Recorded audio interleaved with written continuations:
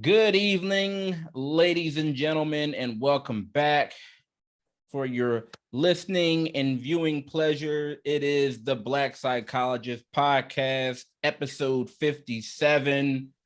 We are here, back like we never left. I am one half of your humble and gracious host, Dr. Kyle Osborne. He is I, and I am him. And all of you know, I'm never here by myself. This guy that I'm rolling with, let me just tell you something about him. Well, he's got courage and he doesn't like porridge. He's got his doctorate, so you know he has crazy knowledge. He's over 18, but his eyes ain't green. He wears more gold than that man on the 18. I'm talking about none other than Dr. Jason Coleman. What is going on, good brother? Man, I'm good. I can't complain, man. Sitting around watching these Nets and these Knicks, bro. So just cooling, man. What's up with you? Nah, man, the same. Catching up on some b-ball, on some sports. I can only watch basketball now. You see the B? Because as you can see who I'm rolling with my football squad, we falling on hard times. We know the you mighty can't watch definitely them. falling, bro. So yeah, they have. yeah, so we gonna focus on basketball, but it's hoodie season, so of course I gotta have it on, and I'm gonna represent, but it's dark days, bro. Winter is coming. In fact, winter is here. I'm not mad at you. You brave, man. I gotta represent my HBCU, the Mecca. Just because homecoming 2022 was obviously epic. So gotta represent a little bit. But and we out there. We seen you in the streets. You was out there like Diddy representing down there. Yeah, man. Listen, just connecting with some old professional friends and colleagues and having high level conversations. That's all. That's what we're doing out there, man. As well you should. Continue to network, as we call it. Exactly, bro. But as always, we want to thank everybody hanging with us, watching the episodes, liking the videos, comment, and we appreciate everybody riding with us. Through this time again, appreciate everybody being patient because we're both in the process of like going through licensure and stuff like that. So that's why the content doesn't come out as quickly as some people might like, but it's part of the business. So we appreciate everybody hanging with us, takes the time to listen, Absolutely. We absolutely appreciate all our first time and our long time listeners and all the feedback. So continue to like, subscribe, share, post, all the goodness, even the bad comments. We love it. We love it all. Just keep it coming. All streaming platforms and YouTube and everything else as we continue to grow and expand and advertise and promote all the other things. We're not here without y'all. So we really do appreciate all the feedback and all the support. And listen, man, I want to also, thank, people overseas that, listen and send messages. So much, appreciated to those people too, whether it's a few or a lot, we appreciate it. So that's right. We are internationally known. People don't know. Yeah. We are heard and seen across the pond. We're out here, doing our thing. Jay, also we just passed election Tuesday and everything. How was that for you? Because we all know that can be a very stressful process for a lot of people. So how was that for you on your end? Nah, it wasn't stressful for me, man. I got to work in 15 minutes because everybody was off. So hospitals stay open, man. So it was a good day for me. Early day. What about you? Can't beat that. I was off. So I took that. Yeah, they decided to give us off for that. So I absolutely appreciated that. I went out there, did my due diligence and casted my vote. So yeah, it was cool. And we're starting to see how these elections are unfolding, and the results for some states have yet to come in, and the Senate and the House and everything of that nature. The thing that I'm most appreciated and happy about regarding this whole election business is the fact that it's over, right? Because now I'm not getting any more texts on my phone. I'm not getting any other types of solicitations and flyers in my mailbox. I don't have to watch the attack ads and all things like. So that's what I'm most happy about. It's funny because I was watching, like when I was watching football on Sunday, it was like, I think I saw like 4 attack ads in a row. You Yeah. know what I mean? It was either Saturday or Sunday. But it was like, man, I'm sitting around, I'm trying to watch Georgia. I don't care about any attack, about any political ads. If anything, it kind of made me, I don't know, dislike the candidates even more that they interrupted my football with the, back to back to back to back. It was like 4 or 5 in a row, bro. It's crazy. Yeah. Yeah. They was throwing them out there, man. They was lighting them up. So like you said, it was disruptive. It was overwhelming. Like I get, because it was the last. I understand because it's the last weekend before, but it's just like you get inundated with the stuff, man. It gets out of control. It's overwhelming, man. It's the type of coverage, and depending on how these results, how they manifest, man, it's the type of stuff and type of coverage makes you want to drink. All right, I didn't like it, so I'm happy it's over. Speaking of which, all right, there was a new study, according to a new study from the Centers of Disease Control and Prevention that was published in the New York Times recently. An estimated 1 in 8 deaths of American ages 20 to 64 in the years from 2015 to 2019 has resulted in injuries caused by excessive alcohol. So what they're saying is that the alcohol-related deaths are on the rise, right? Now, if you think that 1 in 8 deaths for individuals that are aged 20 to 64 isn't a lot, I want to caution you and everyone out there listening and watching that nearly a decade ago, a similar study found that 1 in 10 deaths for working age people was due to drinking, right? So you got to think about it. So a decade ago, it was 1 in 10. Now the ratio has decreased and it's 1 in 8. So it's happening. It's more prevalent. So there was a study, and in the study, it highlighted some different variations of alcohol effects across different states. So like in Mississippi, for example, alcohol accounted for 9.3 of working age deaths, whereas in New Mexico, it accounted for 21.7 and 1 in 3 deaths of people ages 20 to 34. All right. That's a lot. It's a pretty high number. Also, the rates of excessive alcohol, and this is how they measured, alcohol use with related deaths was most likely have climbed, especially within the past year, especially given the onset of the pandemic and a variety of data. And we kind of talked about this like way in the beginning of the podcast when we first started out, that there's been a lot of data that showed that Americans drink more frequently and then deaths are narrower due to set causes that were attributable to alcohol. And they said that it rose to about 25% in 2020 just alone due to the pandemic. All right. Okay. So, and this is the way that they analyzed it. They analyzed the data from the nation's vital records and identified deaths due to excessive alcohol use over the past 5-year period. And it said some causes of death, such as like alcoholic liver disease, could be wholly attributed to excess drinking. Other causes of death were like from cancers related to drinking or injuries where intoxication was a known risk factor. And so some of the fatalities due to excessive alcohol were based off survey drinking behavior in sales and various populations. So Jay, I have to say, I am surprised in how high the number was. Like I expected the number to be, relatively high, but 1 in 8, I wasn't expecting. That's abnormally high, I believe. Like I feel like we're projecting in a very dangerous direction where you're starting to see that it's no longer that, oh well, if you drink excessively, you'll die later on, right? It's one of those for so long, alcoholism and the effects of alcoholism or excessive drinking, it was, oh, well, you may get liver disease, but that's going to be later down the line, right? You didn't see people getting sick or passing away until they were in their 60s, 70s or so, right? Where all the damage manifested, it was more of an issue due to totality. Now we're talking about between the ages of 20 and 64, which is relatively young. And that's a lot of people passing away due to different issues related to alcoholism.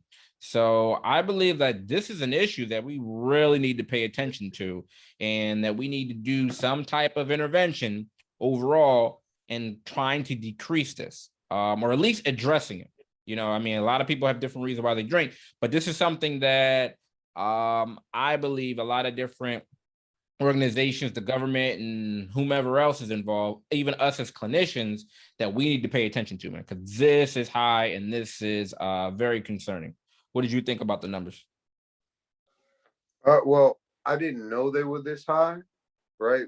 But looking at the numbers, obviously they're disappointing and a little bit shocking because admittedly I didn't know they were this high. But when I started kind of looking at it in more of like a big picture, and more of like kind of a broad perspective, I started thinking about it and I was like, well, what do you kind of expect, right? Because we live in the West, right? United States of America, right? There are a lot of accolades that we give ourselves, right? Whether we deserve it or not, right? Richest country in the West, most technologically advanced. We give ourselves a lot of those, but we're also one of the most liberal countries, right? Whether you call these things traditions, customs, or just behaviors, alcohol and associations are tied into almost everything we do, right? Think about football without beer. All right, think about a barbecue without beer. Think about a wedding without a toast or wine. For some people, cheese without wine, right? College, being a freshman is associated with binge drinking, right? There's a lot of things for all sporting events, right?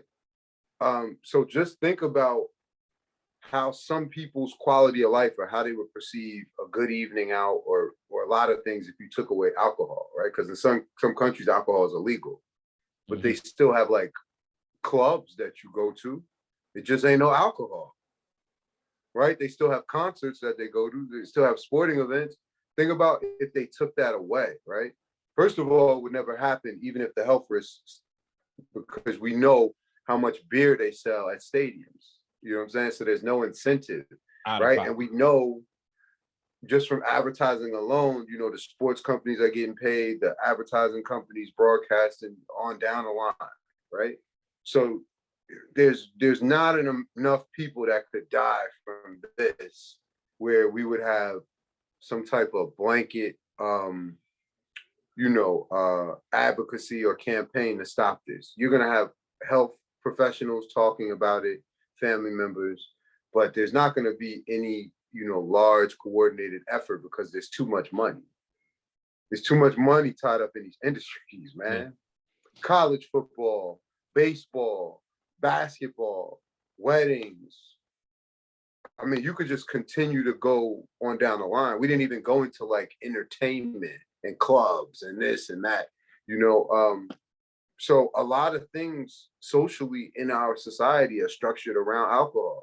We may think they're structured around other things, but the alcohol is one of the centerpieces. So, in addition to the social component that you just mentioned, we also have to factor in that alcohol is used as a coping strategy, right, for various different mood situations or circumstances, right? True.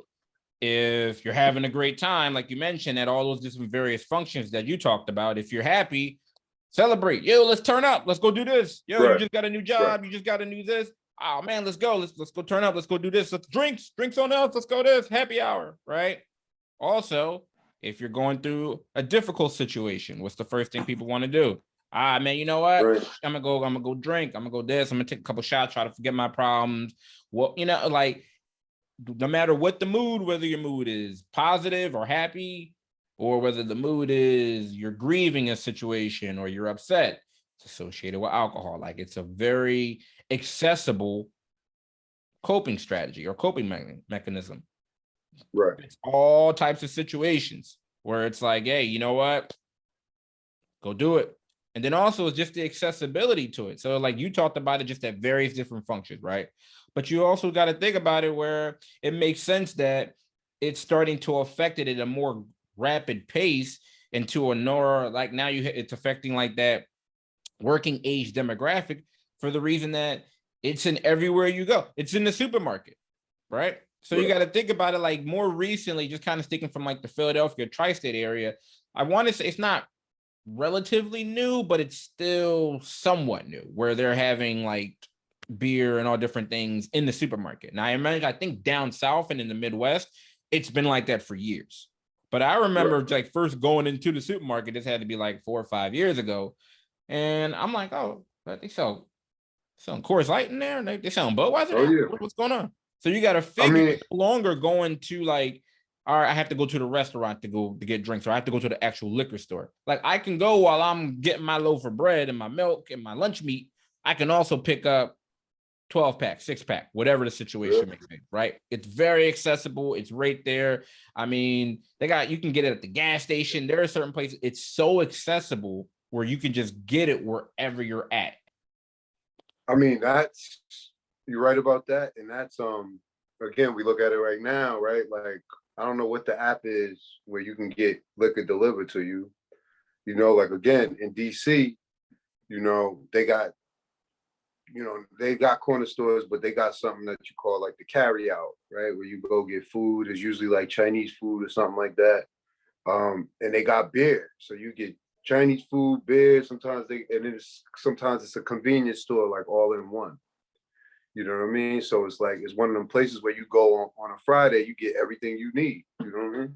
You go get food, beer, if you need whatever you need. You know what I mean? Soap, little things that they sell at the convenience store, you get it there too. So again, I think what you're saying is valid. And even in Philly, like I saw that, I was shocked by that too. But not only that, like you can have your beer while you're eating in the supermarket. Yeah. You know what I mean? Like you can sit there with your beer and drink it while you're eating food that you bought there. So again, you know, for most people, you know, who know, you know, and they can kind of manage that moderation appropriately, that's fine. But for some people, you know, that availability might, you know, affect them negatively. So. And what I've also noticed, in addition, like you mentioned, like the companies, right? We talked about the financial component. A lot of different beverage companies are making an alcoholic version of their beverages, right? So you're like Tropicana, or like more recently. So went to my daughter's. I went to a tailgate last month sometime, and so you know, like I'm like, all right, it's a tailgate. And I'm getting ready to go. I'm like, well, what do you want me to bring? Right. I know everybody's bringing something. And she's like, oh, yeah. Right. She's like, yeah, you know what? Go get those Simply Lemonades. And I'm like, well, you mean like the regular juice? She was like, no, they got the alcoholic ones. She's like, no, they got the Simply Lemonade alcohol. And I'm like, really? She's like, yeah. Now, mind you, I'm thinking I got like, you know, skin in the game. I got experience. She's telling me about new alcohol. Right. Just to your point, right? Like college students, like they're aware, they're in the know. And so, like, I tasted this, right? And I gotta admit, it's good, Jay. Like, I don't know if you had the regular Simply Lemonade, just the regular. Yeah. It tastes almost just like it, the alcohol version. So they're making these beverages even more like delicious, where it's like, yo, it tastes like juice. So you got to figure where before, you know what I mean? I'm not a real big beer drinker, but like, you know, they're making these beverages, even with the alcohol content, more pleasurable, where you can down them 4, 5, 6, 7, 8 cans, where before, all right, you know what I mean? Beer wasn't maybe that tasting. So it maybe took a couple, maybe more difficult for you to drink. You can down these things like water, like it's juice, because they taste like juice. Now think about it. Now, if I'm drinking these Simply Lemonades and they're in these big cans and they taste like just regular lemonade, and I'm enjoying myself, I can go through 4, 5, 6 cans like it's nothing. Right. What toll is that taking on your body, especially you're doing it every weekend or every so often? So these companies are absolutely capitalizing on these beverages, and every one of them are making an alcoholic-based version of whatever their primary juice. Wow, man. I agree, man. It's crazy. I mean, listen, we're gonna see what happens, but when we talk about how much stress people have been under, you know, financial stress in terms of the pandemic, housing market, all of these things going on. I don't see it getting any better right now. So yeah. And if anything, I think the study underestimated some of the true numbers of deaths, because just like in any study, we know some of the errors or some of the limitations of any study is one, underreporting, right? And there's a whole population of folks that they probably didn't even get a chance to, or they weren't able to include in the study, or not maybe even every cause that was related to alcohol. So this number that we have is high, but as you know, and I know in research, it's also underreporting, and the numbers probably on a larger scale because they weren't able to include every population. So yeah, this is something that I feel like, especially with clinicians, is something that I think we also have to be more aware of. Like when we're asking those questions, right? When we're meeting with our clients, or we're meeting with our folks, and we're looking at their alcohol intake, right? We have to kind of take a look at that, because it's something that we're noticing, based especially on this study, that the number is getting higher and the intake is becoming more and more frequent and more prevalent. So, but nah, you're right. These companies are not going to make it easy, and they're definitely just going to keep shelling them out. yeah, I mean, it's not, they don't look at it as their problem. Nah, it's not. It's made me think of because they have so many different commercials and these spokespeople and things. It made me kind of think about how you remember the Marlboro Man, the smoke guy. You know what he died from? Nah. Lung cancer. Okay. Right? I mean, yeah. How ironic is that, right? You got the Marlboro Man who's advertising cigarettes, died from lung cancer. Yeah, man. I mean, I get it, but they look at it differently, man. They look at it like it's a product that, people have a choice whether or not they should, they can indulge in. We know it's not that cut and dry, but Right. All right. So in another area of trying to provide an intervention, all right, Jay, they got everything on our smartphones, right? Where of course you can find someone's location. You got all types of situations where you can find not only your own location, you can find someone else's location. Like you said, they got things where alcohol or food can be delivered to you, all types of things on your smartphone, right? But can smartphones help predict suicide? All right. So Jay, so follow along, right? Possibly so, according to a recent New York Times article. All right, it details how a young woman who was recently discharged from an inpatient psychiatric hospitalization, and as a participant in this vast research project attempting to utilize AI to predict and prevent suicidal behavior. So what she does is that she uses her phone and her Fitbit to submit data about her mood and other metrics to the Harvard researchers that are studying the suicidal behavior and suicidal tendencies. So what she does is that she wore a Fitbit that was programmed to track her sleep and her physical activity. And on her smartphone, there was an app that was collecting data about her moods, her movement, and her social interactions. So each movement on each device was providing like this continuous stream of information to a team of researchers at the psychology department. So these biosensors reported if and when her sleep was disturbed, if she reported a low mood, like on the questionnaire, and the GPS shows that if she's not leaving the house. So if she's like hasn't left the house for like a day, 2 days, or however long, they're tracking that. They can see how long that she's actually been in that one location. And it also shows there's like an accelerometer, right, that shows on her phone if she's moving around a lot. So that like suggests whether, or would be indicative of whether like she's agitated or restless. And then there's an algorithm that flags the patient, and then it pings like on her dashboard, and then a clinician will reach out on their like via phone or a message to contact her when they see that these numbers are becoming concerning or past a certain threshold. I like this. I like the direction that this is that this is headed in, and what they're utilizing this information. Now I do had some concerns areas But No, no, I was waiting for that. I have some concerns, and I'm of course there are some some areas where I feel like this may not be as effective as they're hoping, but Hmm. I do like this. You and I have, we have both spent some time, especially working in inpatient. We know how severe and how chronic persistent mental illness is for individuals, especially those that are suffering from, an increased depressive mood, chronic suicidal tendencies and behavior. Very difficult for any individual to experience that, especially for a long period of time throughout their life.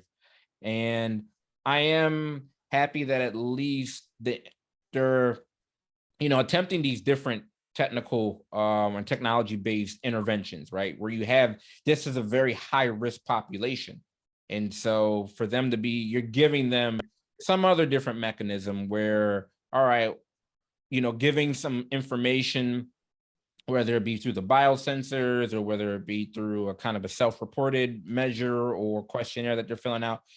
All right, they're thinking outside the box where they're allowing clinicians to be able to be more interactive and preventative as opposed to reactive, right? Right. Waiting for this person, unfortunately, to attempt or have another episode and then they're rehospitalized. So I like the idea of it. I like the fact that they're using information for the reason that, I mean, shit, like we just talked about, our phones can pretty much do everything else. We Right. see commercials where the hell, if you get into an accident, the phone will call the police for you, right? Yeah.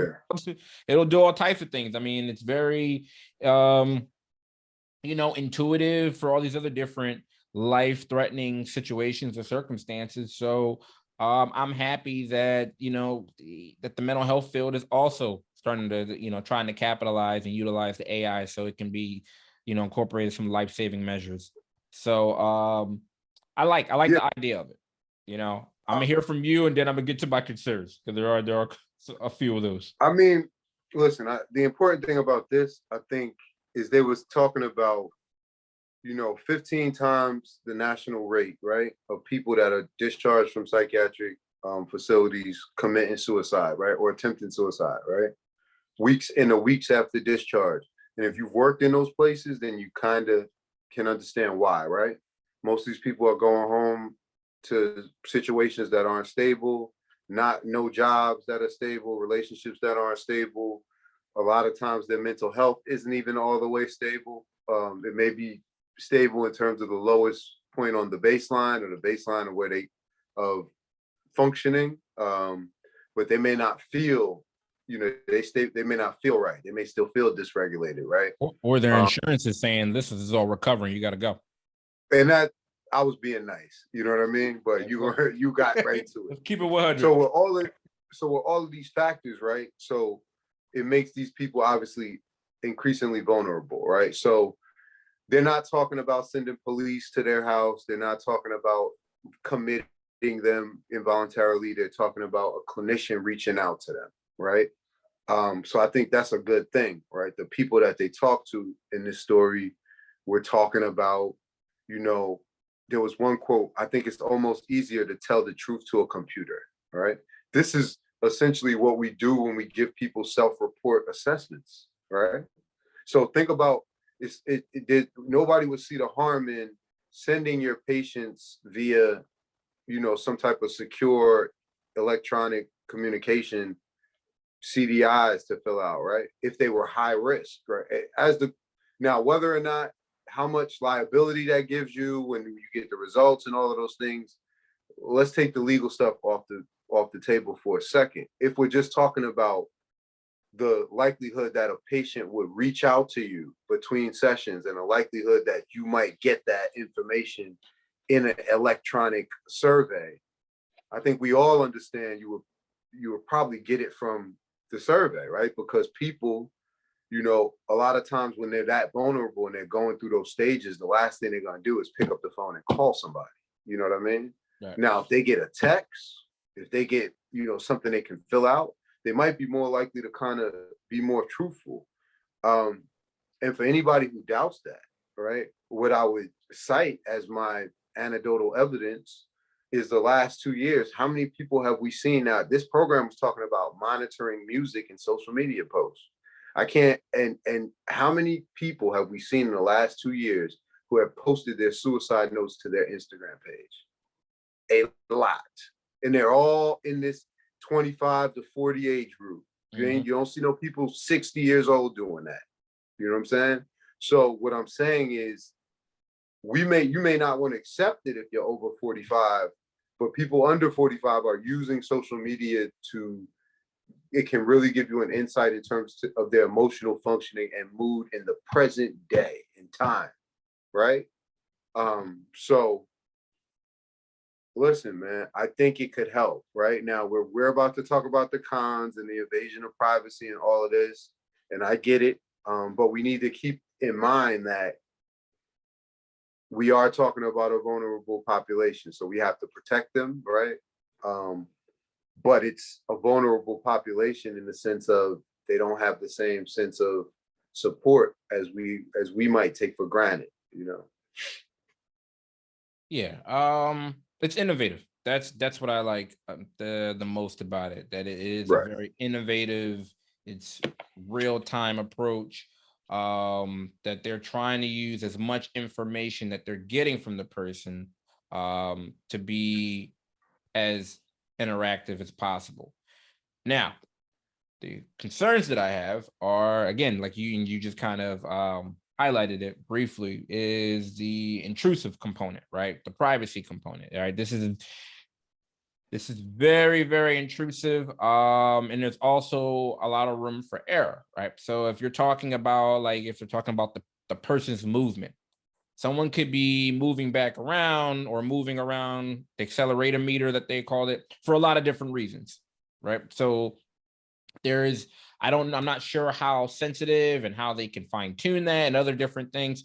But again, it's a lot of information that's being streamed from this one individual. And we have to ask the question, how much information is too much information, right? So, I understand that we are trying to get information as a more of a protective factor for these patients. However, these patients also have lives. They also have the right to not have to report each and every movement or their mood or whatever or what have you that is being measured.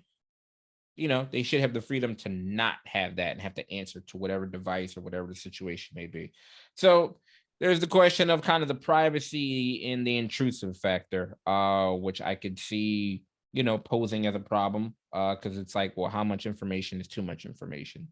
Another thing was it's self-report, right? So there may be a circumstance or a situation, and we know how,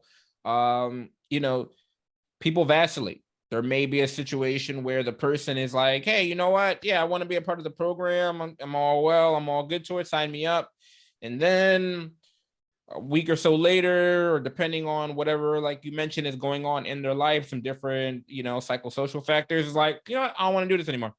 Or if this comes up and, the questionnaire pops up on it, they're like, yeah, I'm not going to do this, right? It's a lot of different things that they're relying on the patient to divulge in or to, share that information.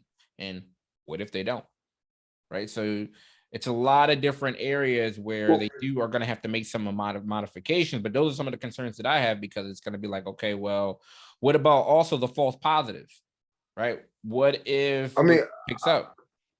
See, I don't really have as many concerns and I read the part about the false positives because, again, now if they were calling 911 and sending ambulances to people's house and police to people's house and all of that, then I would have more concern, right? But it seems like we're talking about support, right? So at the very least, you're gonna have somebody reaching out to you, and if you're lucid and in your right mind, and you tell them traditionally, then everything is okay, and you go back to what you're doing, right? If you're not in a suicidal or state of mind where you want to harm yourself.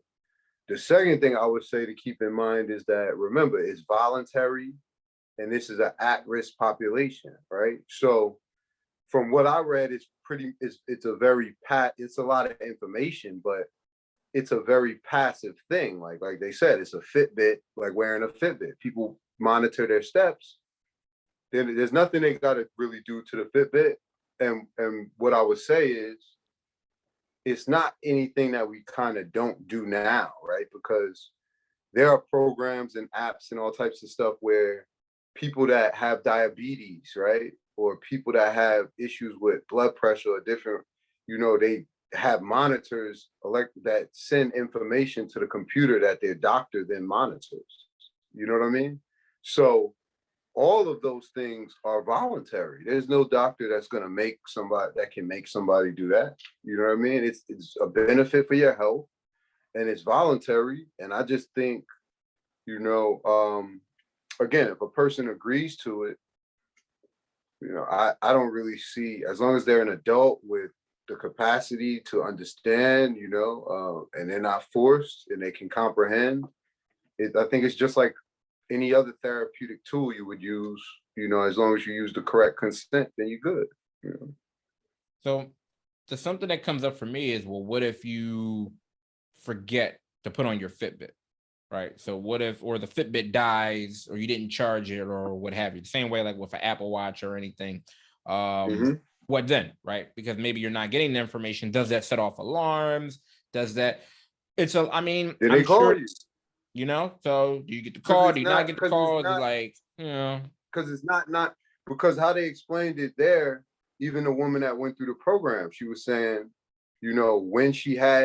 when her vitals were sending off certain signals, right? You were talking about like the excessive movement and all the other things, right? The counselor called her. So it's a supportive thing. Like I said, if it was as direct as only analytical, right? And to what that says to me is they're using the analytics, right? They're using the technology, and then they have a person that's making a clinical decision, right? It's not a machine making a judgment.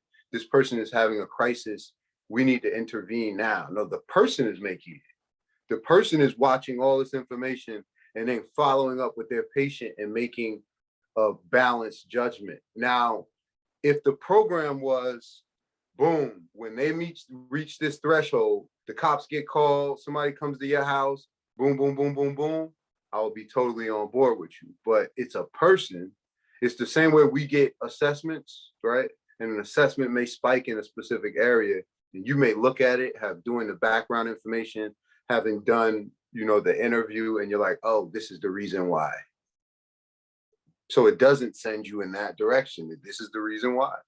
So that's why it doesn't, really concern me as much, because it's a person that I assume is going to be licensed and qualified, that's going to reach out to the person and then assess the situation. Yeah, I like, I hope this is something that more hospitals or more organizations put into place. Like, you want to see, again, more innovative ideas. What are some ways that we can continue to follow up, for the reason that a lot of times, being an inpatient clinician, you don't know how well your client is doing or your patient is doing when they get discharged, right? You hope that things are going well. But if they've returned, that obviously things haven't gone well, or something somewhere along the way, there was a setback, there was a relapse, or whatever the situation may take place. I like this component for the reason that, again, one, you're still able to kind of monitor the progress of someone. You're kind of seeing, you're able to kind of track how they're doing. And then it allows you, if everything goes well, you have a clinician or someone that's qualified that's able to touch base when they start to see some of these areas starting to spike in some other different concerns or different worrisome areas.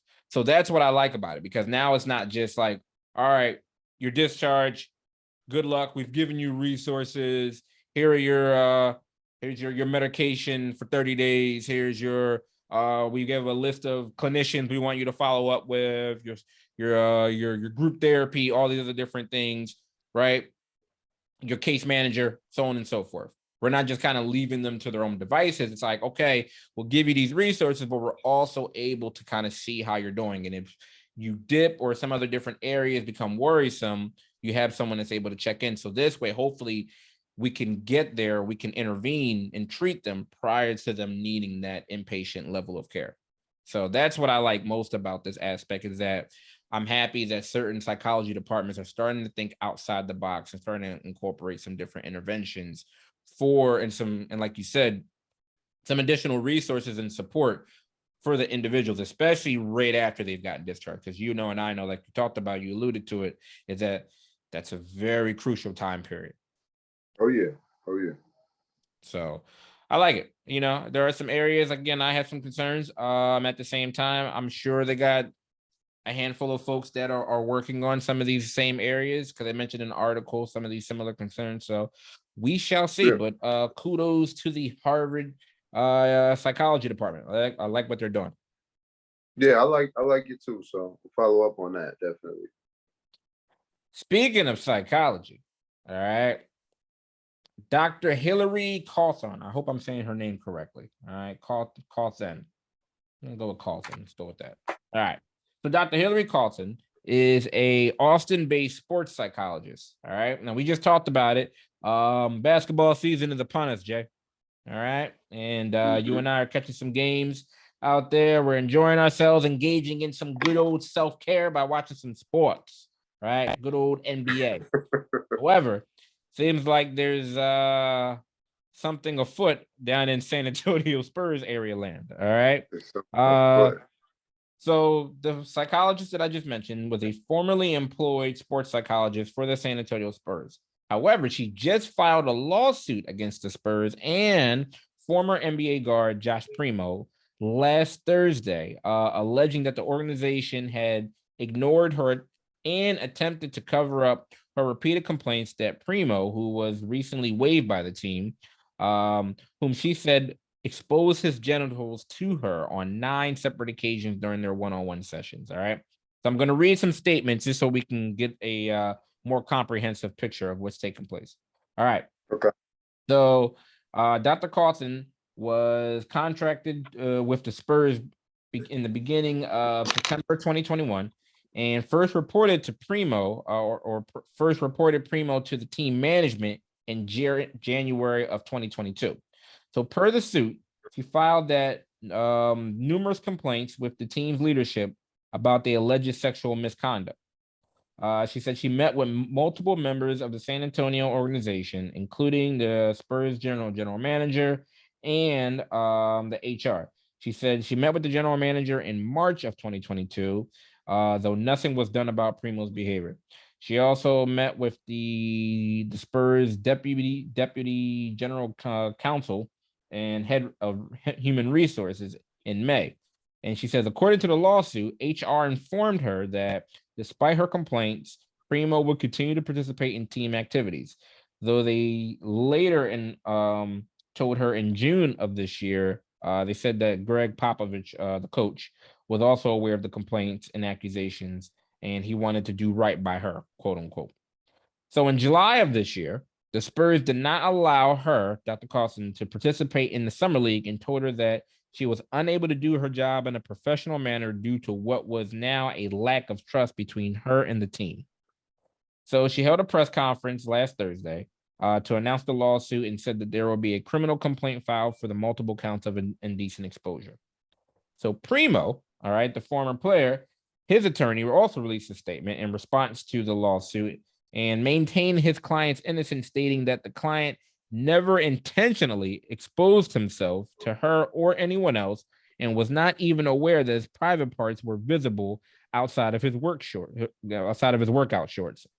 He said he's now being victimized by his former team appointed sports psychologist and who is playing to ugly stereotypes and racially charged fears for her own financial benefit. All right. He also released in a statement, he said that I know all of you are surprised by today's announcement. He said, I've been seeking help to deal with previous trauma that I suffered, and I will now take time to focus on my mental health treatment more fully. I hope to be able to discuss these issues in the future so I can help others who have suffered in a similar way. I appreciate the privacy at this time. All right. And not to be outdone, the Spurs, of course, went into self-preservation mode and responded to the lawsuit in a statement of their own on Thursday. They said that we disagree with the accuracy of the facts and details and timeline presented today. It said, while we would like to share more information, we will allow the legal process to play out. Our organization remains committed to upholding the highest standards and will continue to live by our values and culture. All right. Jay, that was a lot. Because this, you say what? Because this is quite a. There's so many angles to it because there's so much information. So, I mean, first we got to recognize that this is still in kind of being litigated, right, and investigated. So he has a story, she got a story, you know. But the facts of it are definitely troubling, right? I had to kind of look up, and the reason why is because like I wanted to know like what I thought it was relevant, like what performance psychologists actually do, right? And what the reason why he was seeing her for, or what it was, right? So obviously, you know, what I got is like, you know, they help athletes reach peak sport performance, but they can also help them deal with other things. So like criticism from coaches, anxiety, trauma, like you said, communication, not sexualized inappropriate sexual behavior, right? So that's why I was wanted to know, right? He didn't go for inappropriate sexual behavior. So what that would say to me, and we're just speculating about things is that when this happens, right? When something like this happens, I can't really speak for her or her experience, but they said this happened 9 times, right?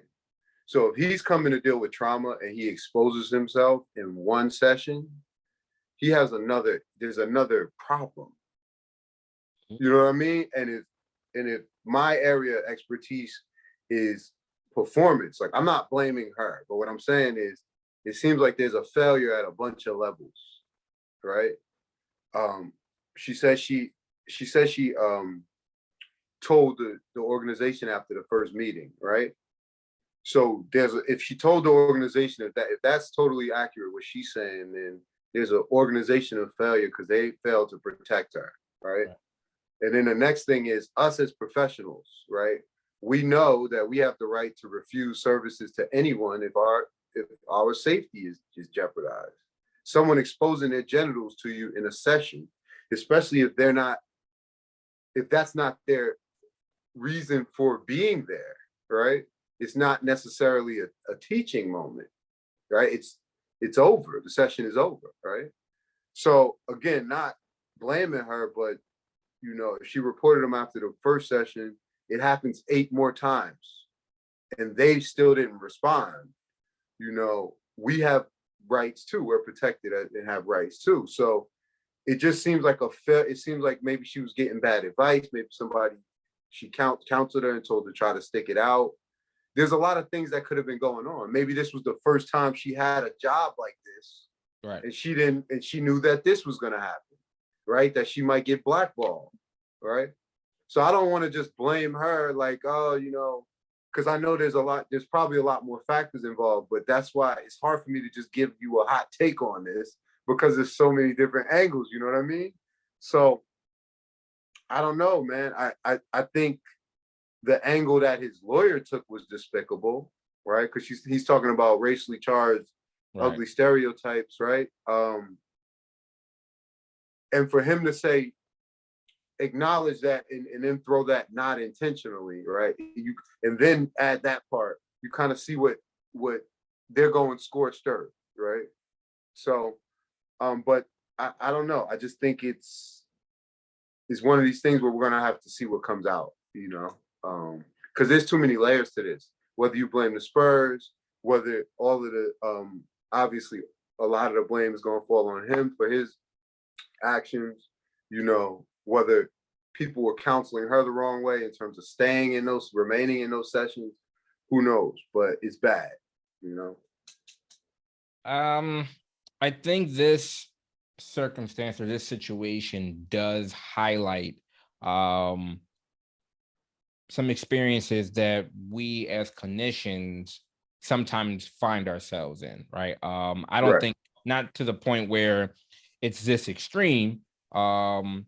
I think this is absolutely a more extensive situation.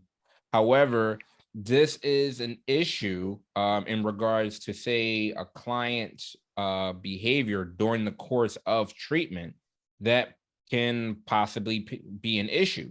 And it's something that sometimes clinicians have to redirect or counsel in real time, right? And if the behavior isn't curved or it does become a safety issue, yeah, we absolutely have to, one, take it to the next level because our safety is being could be jeopardized, right? Could be at risk.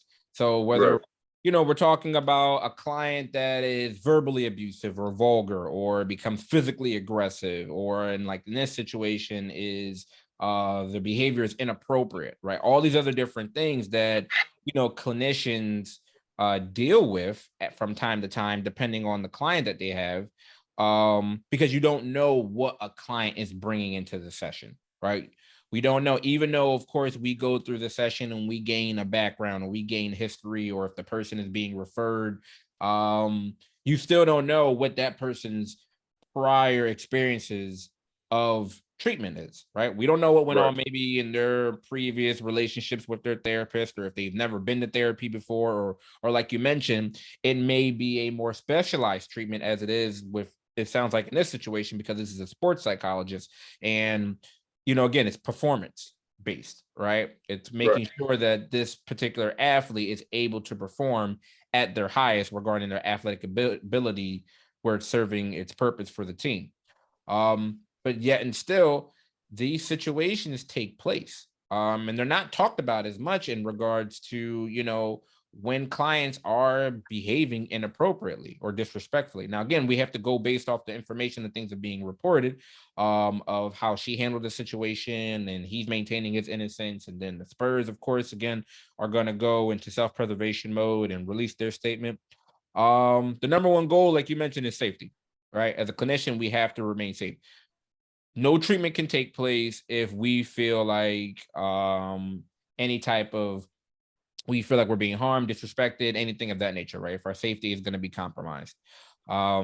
So if she's reporting, like she's, like she mentioned in her lawsuit, that, hey, this has been happening in an ongoing situation. One, yeah, you do have to question and kind of wonder what the motivation of continuing to meet with this particular client, because there's a power differential, right? You're talking about someone possibly, again, this is an athlete, and I'm not sure how old she is. So we don't know if Right. it's a situation where she's able to, or she may be fearful of redirecting kind of in real time, due to maybe just kind of, there's a lot of different things at play. What I'm definitely gonna call bullshit on his particular defense. You're not gonna sit here and tell me, Jay, that you walked in to the, to the office, and I don't care what shorts you're wearing, your workout shorts, your ball shorts, your sweatpants, I don't care what it is.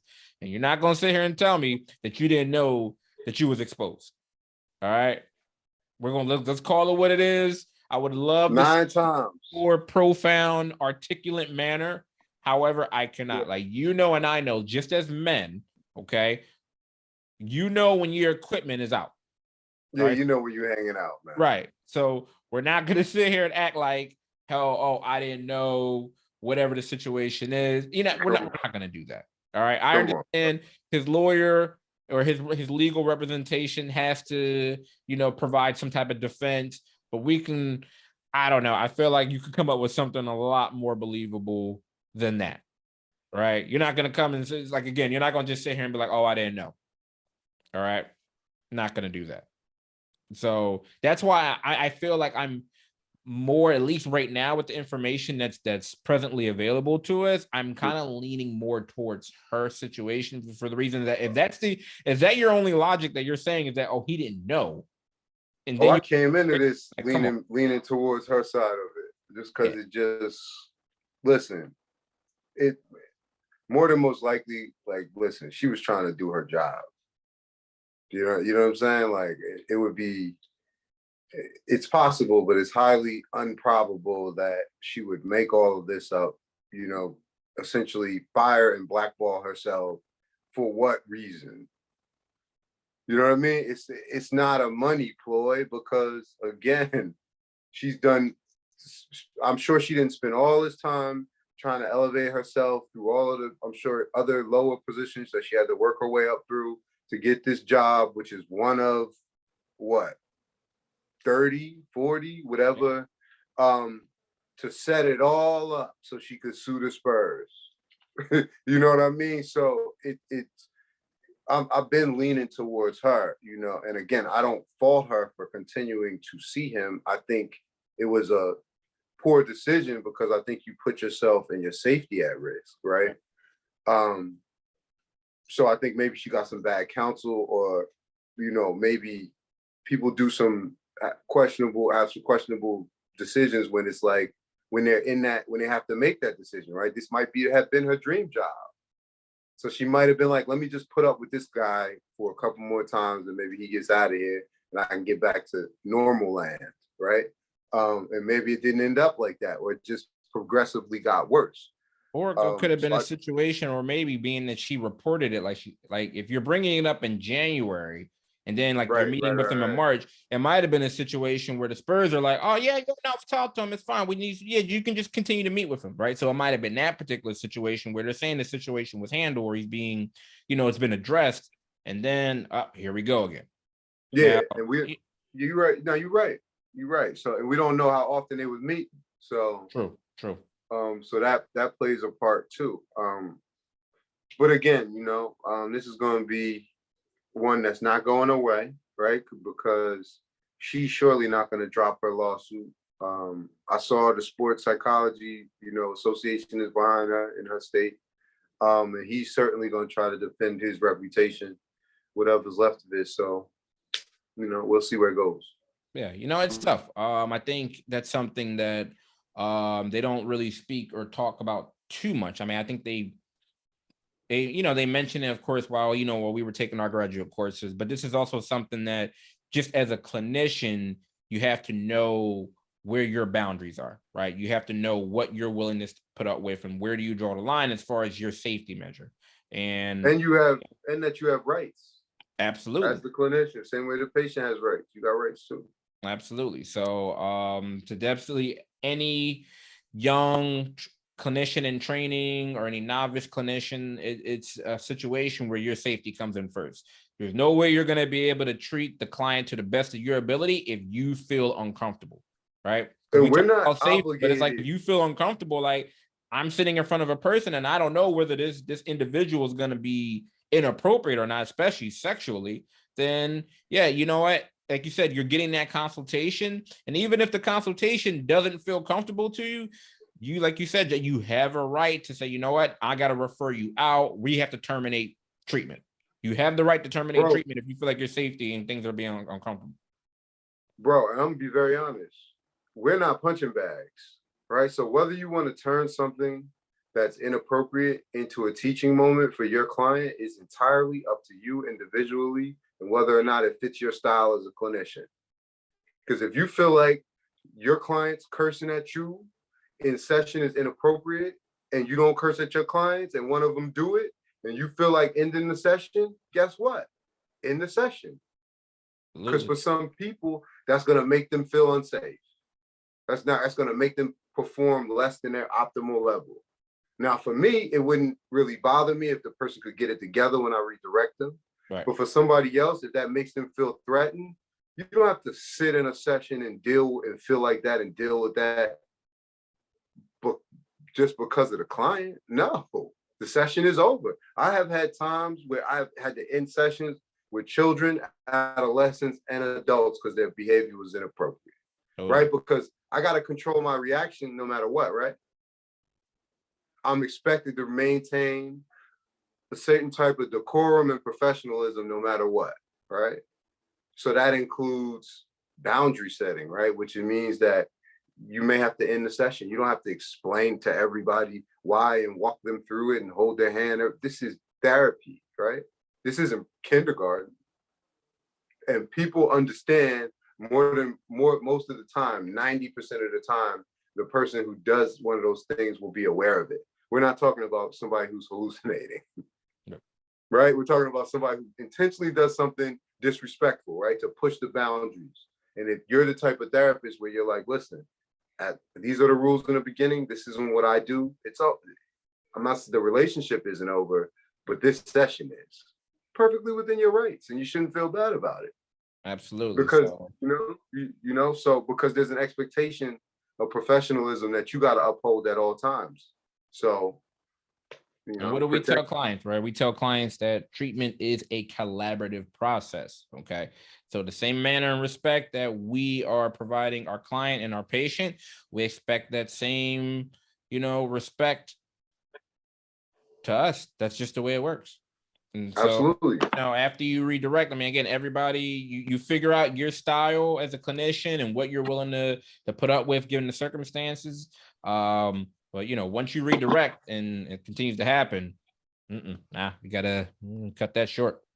So yeah. So I hope, if it is how she has detailed in the lawsuit, if that rings true, if that's accurate, good for her. I'm hoping that she gets whatever is rewarded to her that's fair.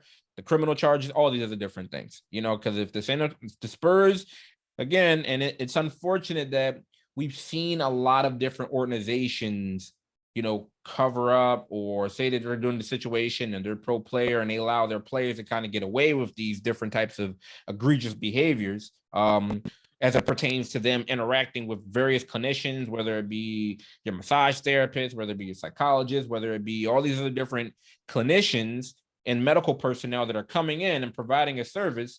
Unfortunately, that also contributes to the power dynamic, right? If you have an organization that says, yeah, you can do whatever you want, you can say whatever you want, such and such, they're not going to say anything, we'll handle it, right? Because that might be the thing that they're telling Primo. Oh, she said this, no, we'll fix that, right? So if you're entitling or empowering these players, again, that contributes to that power differential you're coming in. You're still coming in where you have a male athlete and you have a woman that's going in there. She's your clinician, right? So there's still the physical power dynamic into that, and that plays, right? We've always talked about when you come in a room, there are dynamics that are at play in regards to just the affect as far as of the office makeup and such. So if what she says is accurate, hey, you know what?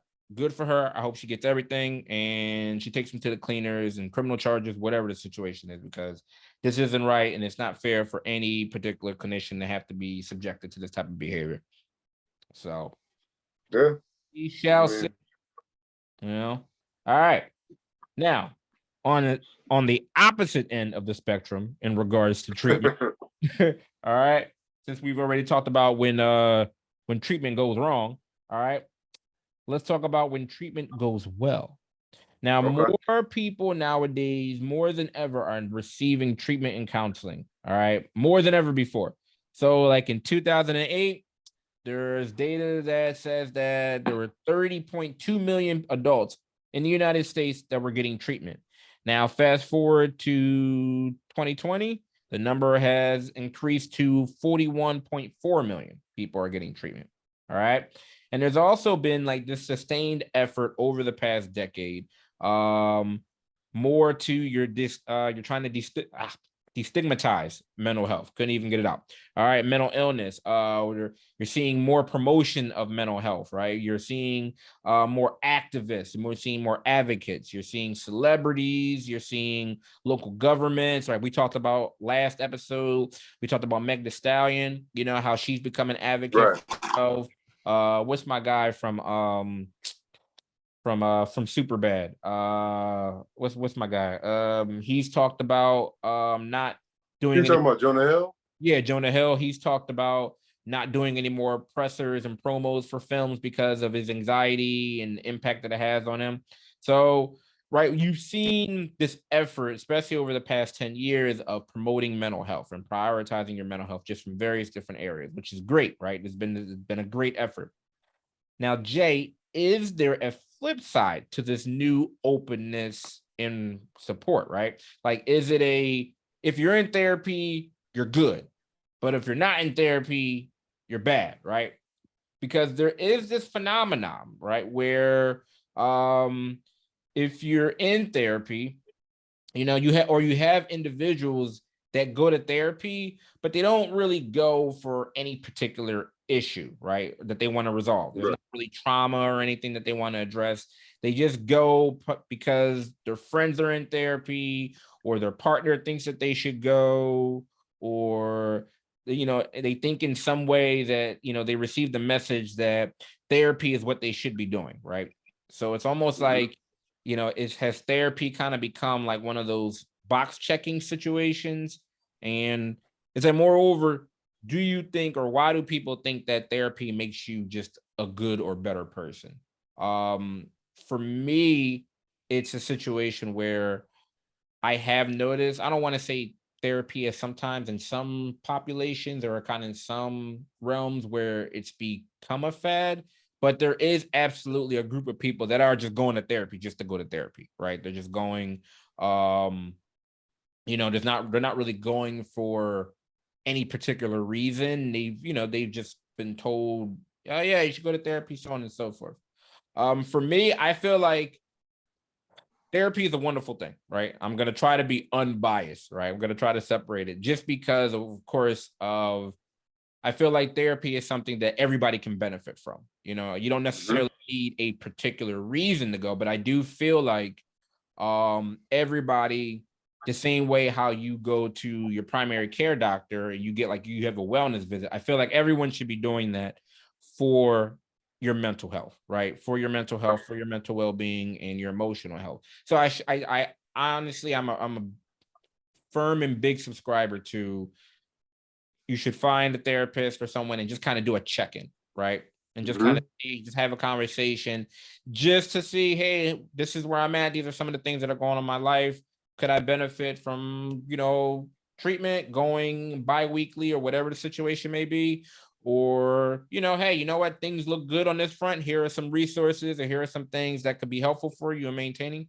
So that's kind of where I feel like that's kind of where I stand at, where I feel like therapy is beneficial for everyone, and everyone should, at least do like a wellness check.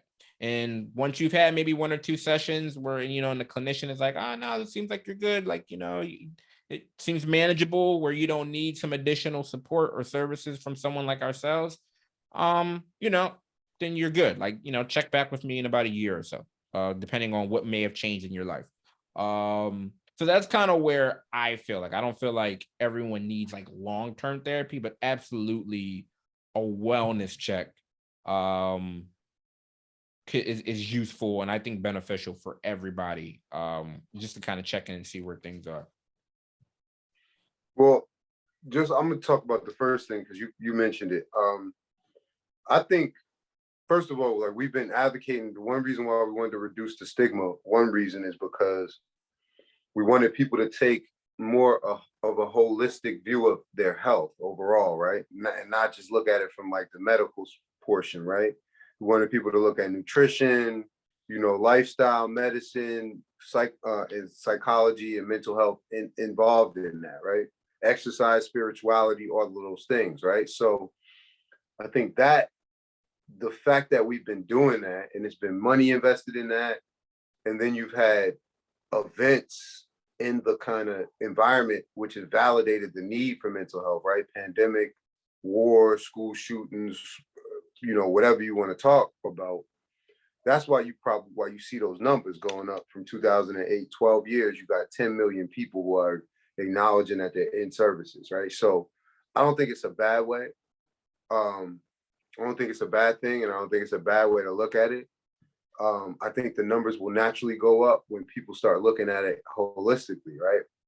But there's therapy should still, there's a way to do it holistically in the sense of we may be talking about like screeners and, health fairs and mental health in schools and trying to catch more people, right? But when you're in services, it should still be productive, right? It should still have a goal, right? So you don't have to have a mental health disorder diagnosed to have a goal, right? You don't even have to necessarily be under current stress to have a goal, right? But a therapist is not your buddy, right? So it's not somebody you pay to hang out with. And I think that's where it kind of goes too far.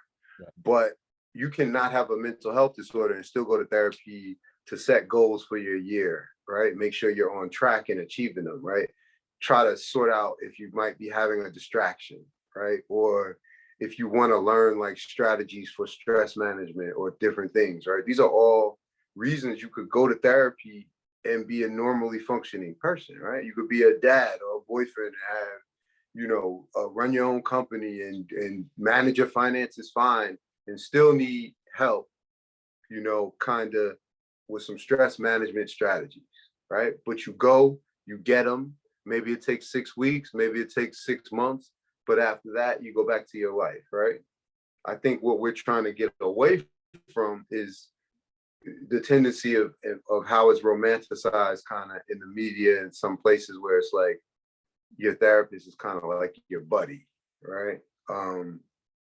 That's the opposite of it being productive and kind of goal orientated. So it's kind of an answer that's kind of between both of them, but I think that's where I'm comfortable. Like incorporate it as part of a lifestyle thing, right? But it should still have a goal and be productive, right? We can't get into the mindset that your therapist is just another friend, it's because that's not true, so it's a pretty expensive friend also, by the way. And it's also, I don't want it to turn into a situation where it's an either or, right? Where if you don't go to therapy, well, then you're not a good person, or there's no way for you to become, a good person, and so on and so forth. Because that's what happens with like when you start to romanticize things, or if you're going, or if you, like you said, some people or a group of people are going, and then you have some folks that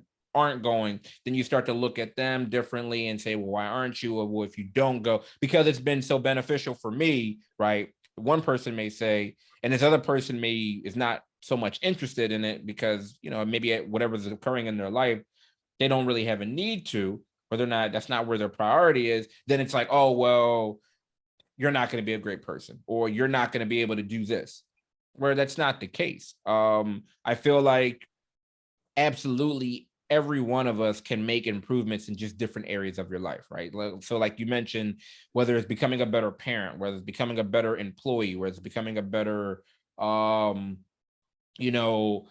athlete, whatever area of your life that's important for you, yeah, therapy absolutely can be beneficial in helping you, like you said, become a better version of yourself in that particular area. right. So yeah, it's very beneficial. It shouldn't be a situation where you're in therapy once you've been able to obtain those goals, you and your therapist collaboratively. It shouldn't be a situation, I feel like, where you're just in therapy just to be in therapy, right? It shouldn't be a situation you and I have both heard or seen some, older colleagues and some of our supervisors and some of our professors have told us about individuals that were in therapy for years. And it didn't seem like it was being very productive, right? It's different from someone that has, persistent or chronic mental health issues where they're constantly battling their anxiety, or they're constantly battling their depression, or maintaining, still continuing getting ongoing support for their bipolar disorder, schizophrenia, whatever the circumstances, or their trauma. But it shouldn't just be, I believe, where you're just in therapy just because you've just gotten used to going and seeing like your therapist, where you're just hanging out, like you said, it's become more of a buddy situation, and it's not being productive for the client. So I think that's also, I think, a habit that maybe some people kind of falling used to, because it's just now that it's all right, well, it's just now also just become a part of my monthly or bi-weekly schedule, where I'm going to see my therapist or my clinician, and now it's become more ritual than anything.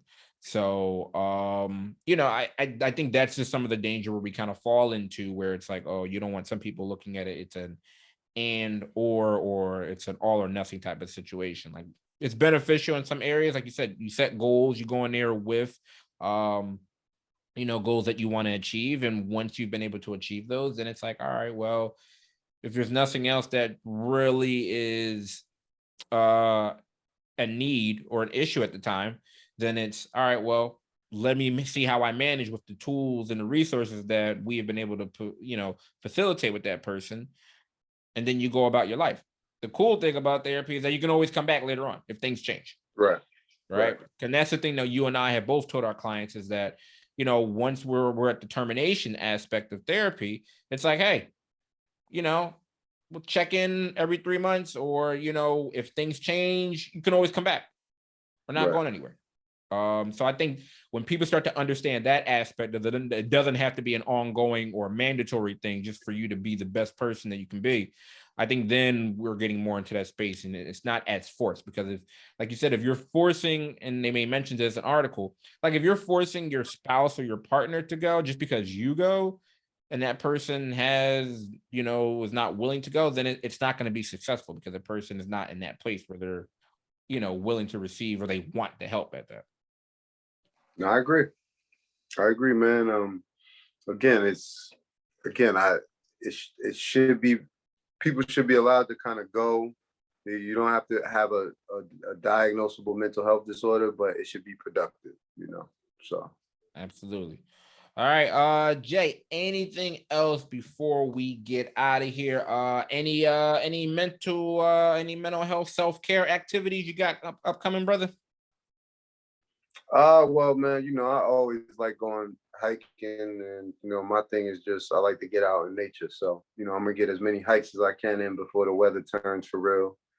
But other than that, you know, my suggestion, you know, to people would be, again, you know, just to make sure that you try to, you know, and you can adjust it by the seasons, but you want to try to have one or two cognitive and behavioral kind of strategies to relax yourself. So whether that's meditating, drinking a cup of tea, you know, or something active, or something that's not as active like reading, you know, you want to just kind of have a few things in your toolbox that you can kind of use, because these are stressful times, you know.